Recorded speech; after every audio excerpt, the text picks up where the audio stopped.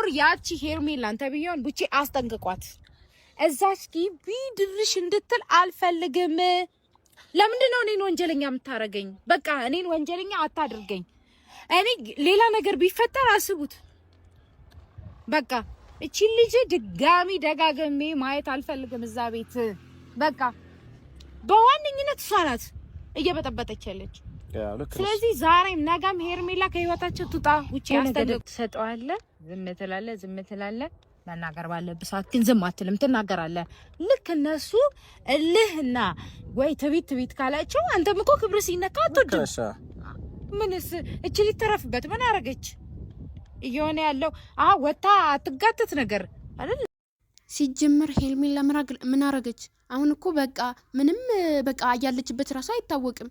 በቃ ቁጭ አለች አይደል? እንዴ አርፋ ቁጭ አለች እኮ በቃ አለቀ። ተዋታ እንዴ ከዛ ግቢ እንዳትመጣ እዚህ እንዳትመጣ እኔ እንደዚህ ምናምን ነገር ምትዩ በእርግጥ ልክ ነሽ፣ የሩታ እህት ማለት ነው ሜላት ልክ ነሽ። በእርግጥ ግን ቢሆንም እሷ አትምጣብኝ። መጀመሪያ አብርሽ ነው አይደለ? አብርሽ ነው ያመጣው አይደለ? ያብርሽ ነው ይሄን ንግግር መናገር ያለብሽ። አንዳንዴ ሰዎች ስንባል እኮ ጥፋተኛ ራሱ ማን ነው የሚለው ነገር ነው ማምጣት ያለብን እዚህ ጋር ማለት ነው። እና ሰላም ቤተሰቦቼ እንዴት ናችሁ? ከሀገር ውጭም ከሀገር ውስጥም ያላችሁ ሰላማችሁ ብዝዝት ይበልልን። ለቤቱ አዲስ ከሆናችሁ ላይክ፣ ሼር፣ ሰብስክራይብ ያረጋችሁ ቤተሰብ ሁኑ። እና ሜላት ረጋበይ ለምን ብቲ የምትዩ ነገር ልክ ብትሆኝም ማን ነው ጥፋት ያለው ማን ጋር ነው ብለሽ በስነ ስርዓት ነው መናገር ያለብሽ።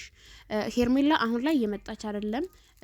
ብትናገራትም ሩታን ራሱ መጣ ብትናገራትም ባለፈው ያው የመጣችው አንድ ቀን ዝም ብለ አንድ ቀን ነበር የመጣችው። ሁለተኛ ቀን ደግሞ ሩታን ጠርታት ነው የመጣችው። ስለዚህ እንደዛ ስለሆነ ሩታ እንትና ሄርሜላን መቆጣት የለብሽም። አሁን ላይ አጭራሽ አትምጣብኝ። አሁን ተወቹ እኮ በቃ አለቀ። ትቼዋለሁ ብላለች አይደል? ተወቹ። ስለዚህ እንደዛ ስለሆነ አንቺ ማን ነው ጥፋተኛ የሚለውን አስበሽ አብርሃምም መጻት አለብሽ እዚህ ጋር። አብርሃም ከህይወታችሁ አስወጣት። እሱ ነው ማስወጣት የሚችለው እዚህ ጋር ማለት ነው። በመሃላቸው ሌላ ሰው እንዳይገባ ሁለታቸውም ተነጋግረው ነው መፍታት ያለባቸው።